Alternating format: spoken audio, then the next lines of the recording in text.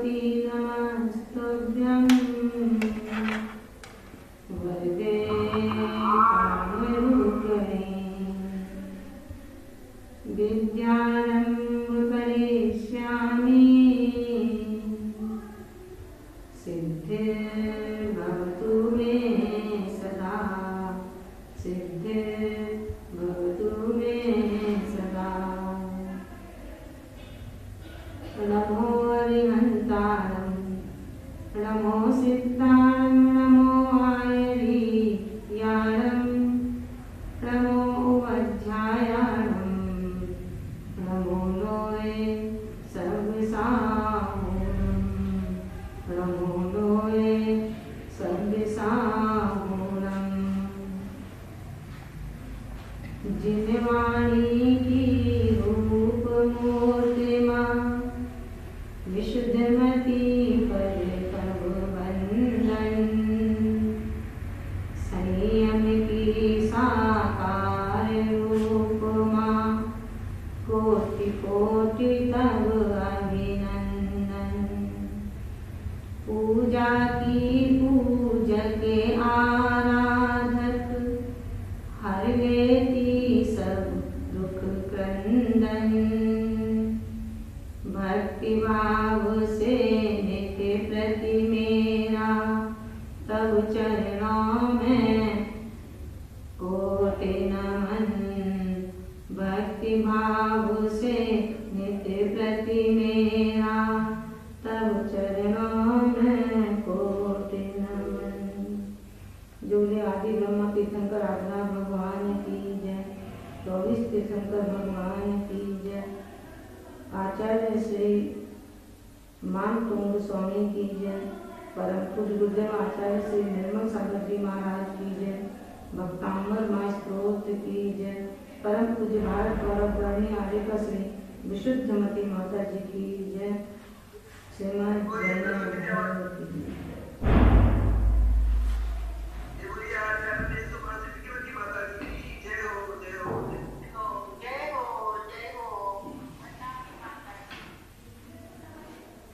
धर्म स्नेही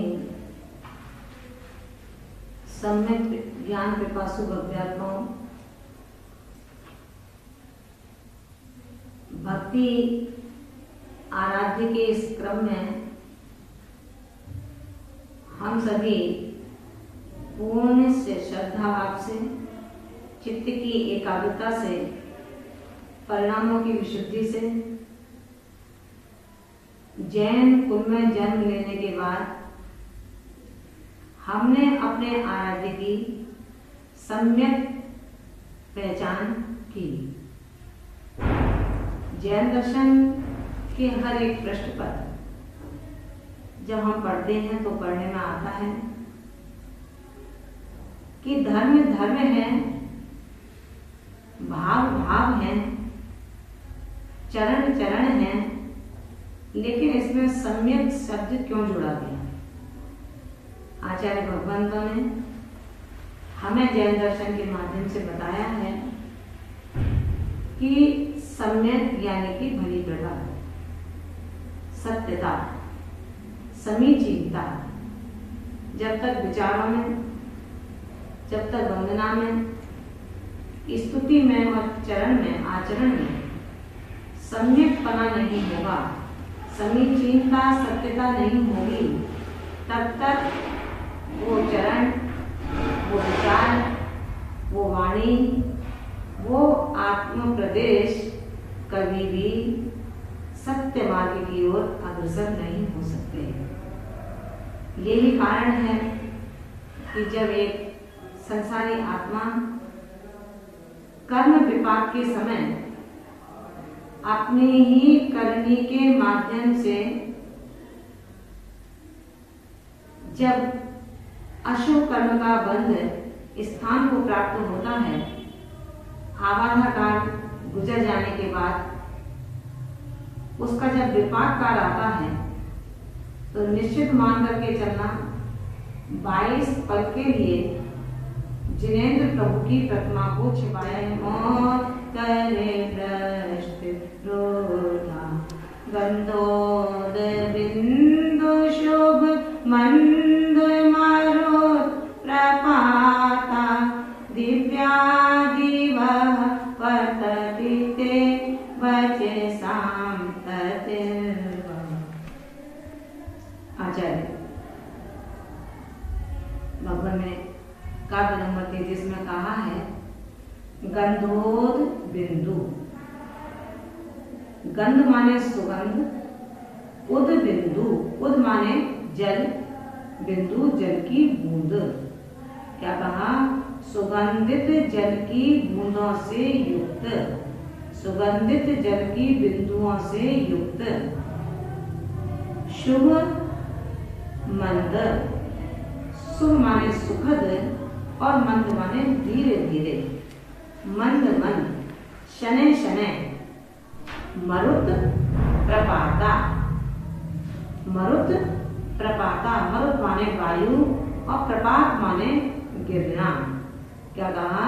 सुगंधित जल बिंदुओं से युक्त, सुखद शुभ मंद मंद वायु के साथ गिरने वाली उद्धा, उद्धा वृष्टिरुद्धा, वृष्टिरुद्धा में उद्धा, उद्धा माने ऊर्ध्वमुखी, ऊपर की ओर।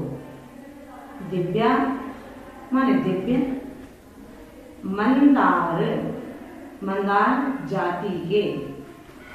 सुंदर, सुंदर जाति के। नमेरु, नमेरु जाति के। सुपारिजात, पारिजात जाति के।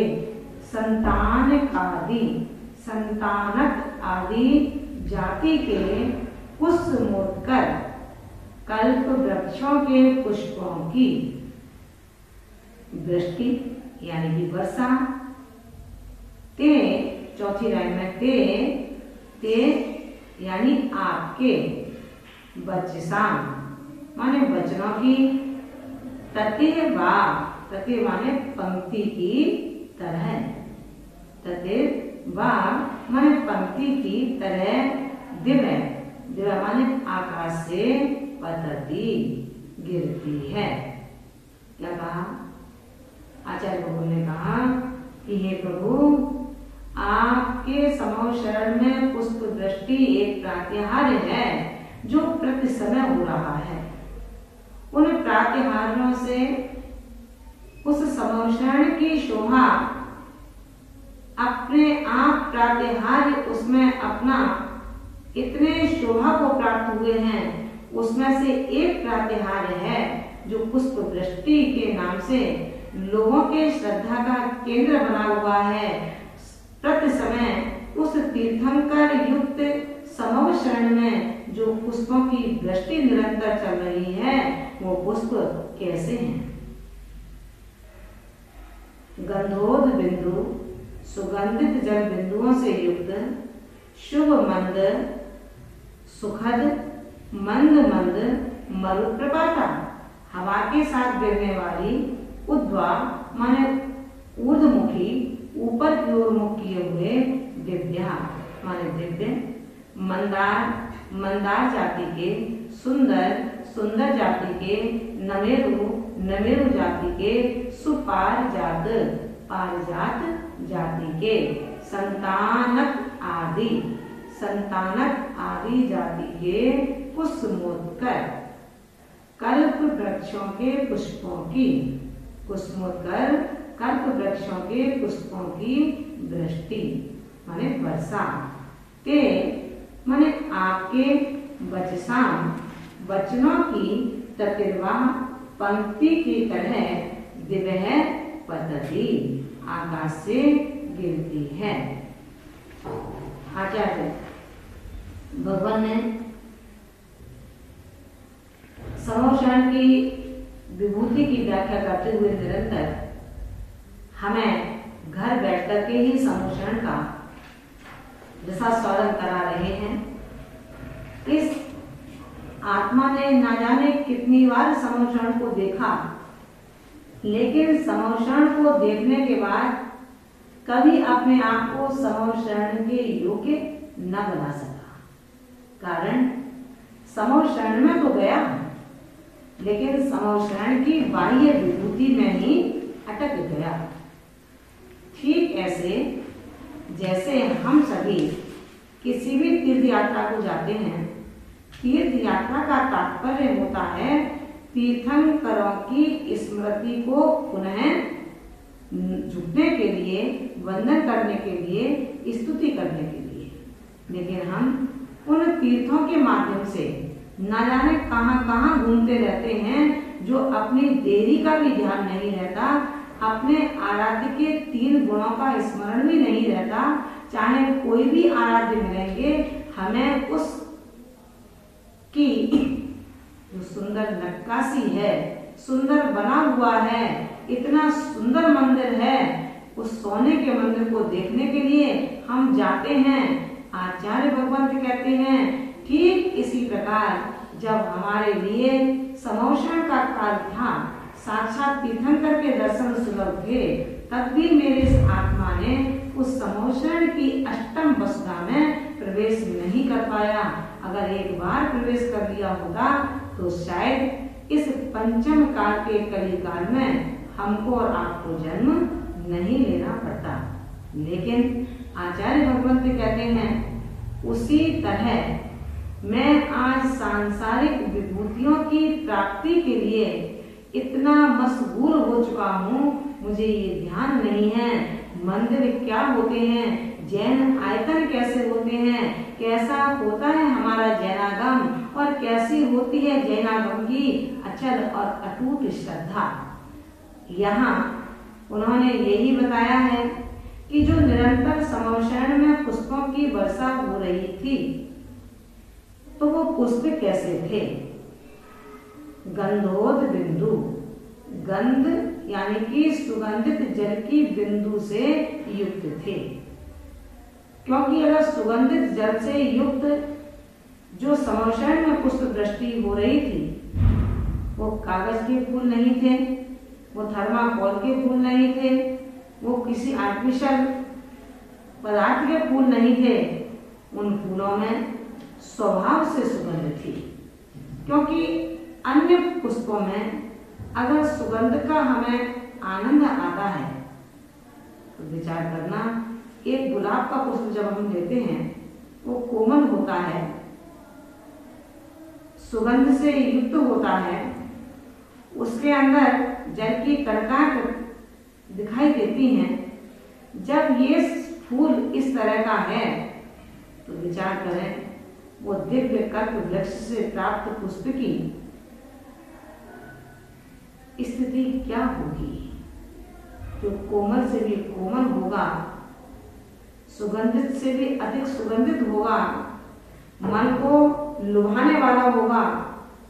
प्रश्न उठता है कि उस पुष्प के अंदर जो पुष्प वृष्टि आकाश में निरंतर चल रही है, समवशरण के अंतर्गत उन पुष्पों के अंदर ये सुवास आई कहां से? आचार्य भगवंत कहते हैं जिस तरह फूल बनने के लिए उस बीज ने अत्यंत श्रम किया, अत्यंत वेदनाओं को सहन किया, तब जाकर के वो सबके मन को आकर्षित करने वाला एक पुष्प रूप में जन्म ले पाया।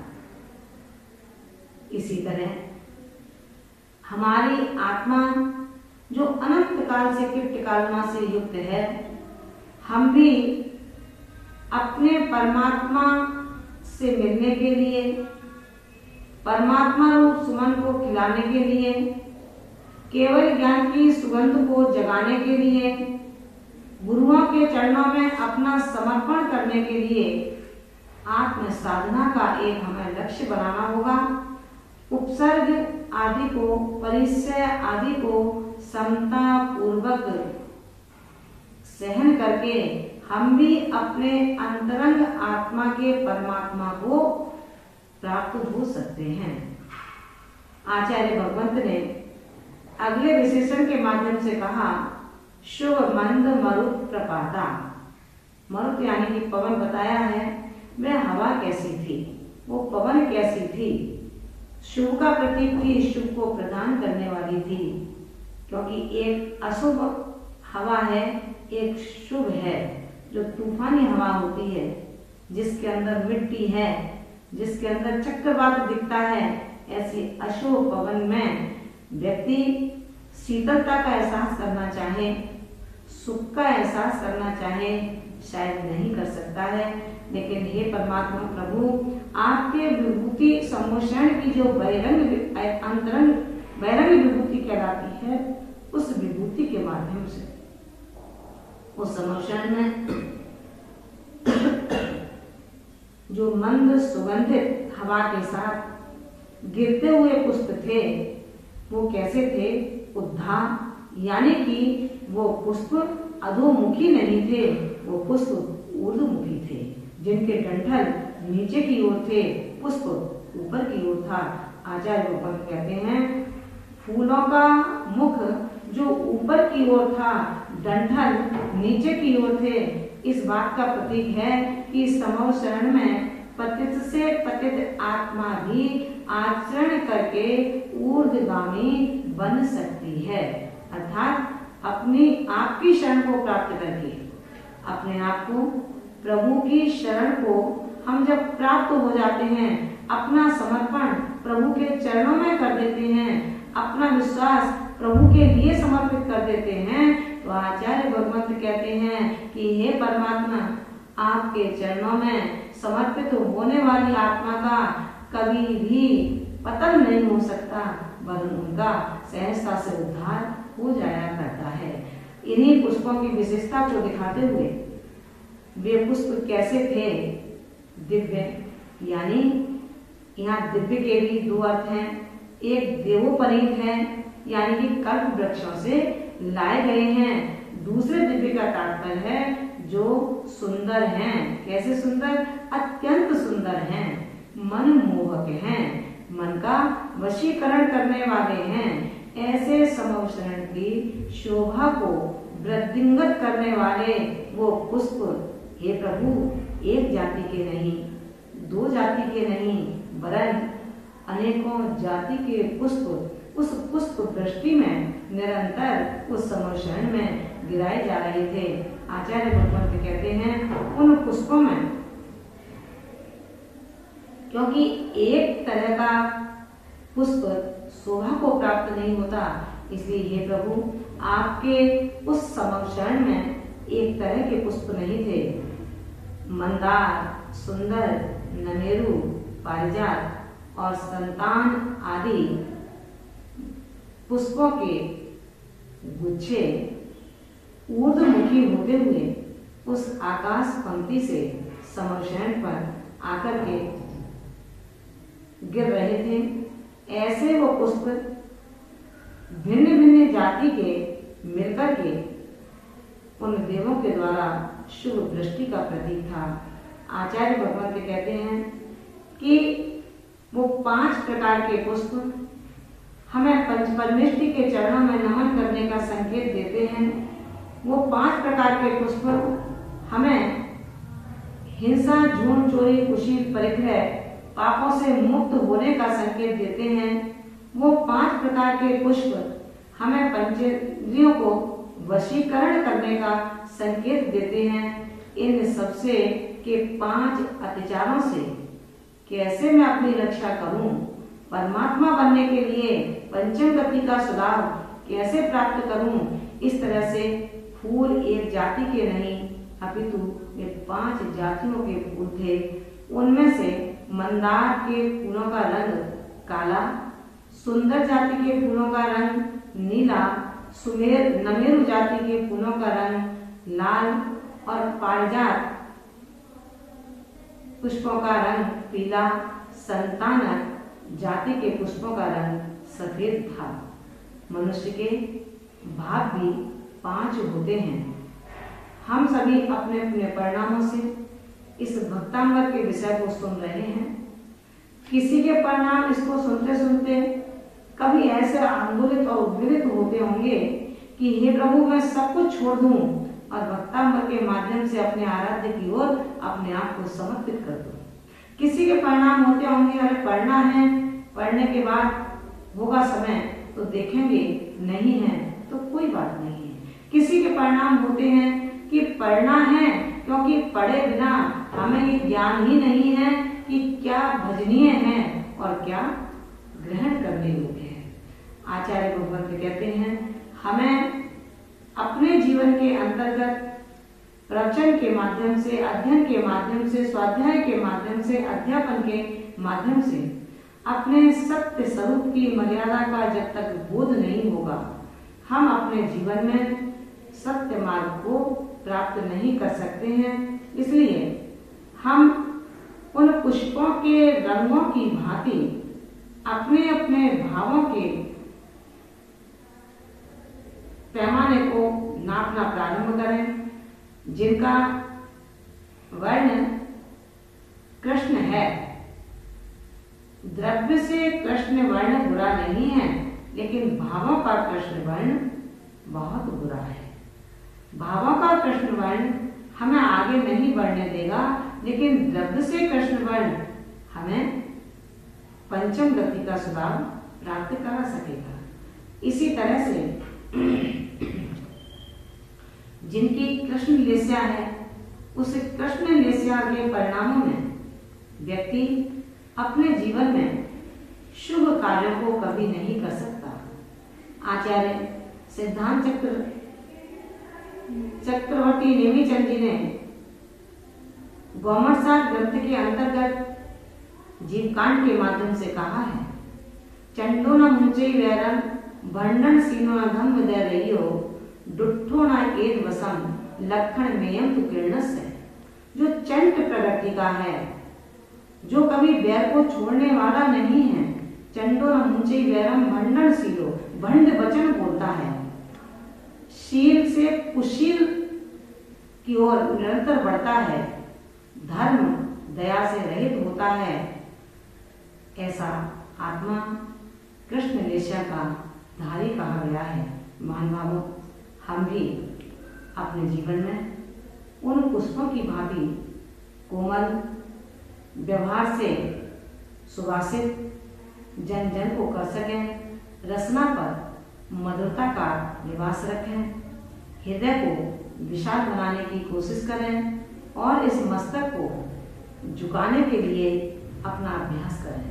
जब हमारे अंदर नम्रता, विशालता और सरसता का ये गुण समाहित हो जाएगा, तो निश्चित रूप से हम भी महाश्रवण आचार्य मानतुंग स्वामी की इस कृति के अध्यापन में निश्चित तौर पर सफल हो सकेंगे। इन्हीं परिणामों के माध्यम से आज का ये काव्य हमें हमारे सारे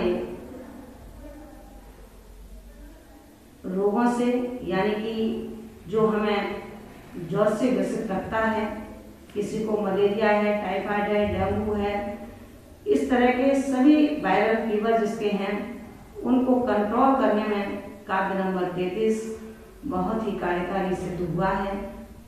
चंचल मन को शांत करता है। ऐसे इस मंत्र का जो काव्य का जो मंत्र है, उस मंत्र का हम सभी आराधना करेंगे। ओम ह्रीं श्रीं क्लीं ग्लूं ध्यान सिद्धि परम योगीश्वराय नमो नमः स्वाहा। ओम ह्रीं श्रीं क्लीं ग्लूं ध्यान सिद्धि परम योगीश्वराय नमो नमः स्वाहा। ओम ह्रीं श्रीं क्लीं ग्लूं ध्यान सिद्धि परम योगीश्वराय नमो नमः स्वाहा। रिद्धि मंत्र।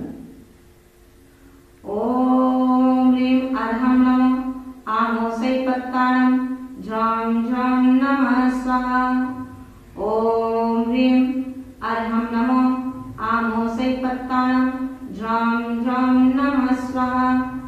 ओम ह्रीं अर्हं नमो आमोसै पत्ताणं झं झं नमः स्वाहा। इसी के माध्यम से अंतिम वाक्यांशों में तीर्थंकर ऋषभदेव के श्री चरणों में प्रार्थना करती हूँ, भावना करती हूँ कि वो परमात्मा आप सभी को असीम सौंदर्यता, चिरंजीवता, आरोग्यता और समृद्धता प्रदान कराता हुआ आपके हृदय पटल पर धर्म के सत्य बीज का अंकुरोपण करें। बंजर वसुधा को उर्वरा में परिवर्तित करें। इन्हीं भावनाओं के साथ जय बोलिए परम पूज्य सिद्धांत रत्न भारत गौरव गणनीय आर्य श्री विशुद्धमती माता जी की